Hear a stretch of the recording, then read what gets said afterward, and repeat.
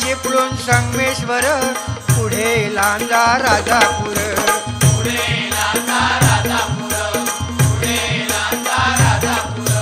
दापोली खेड गुहागर रत्नागिरी जिल्ह्यावर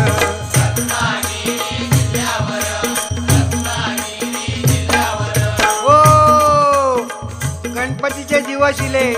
सगळ्यांचा आनंद गगनात मावाना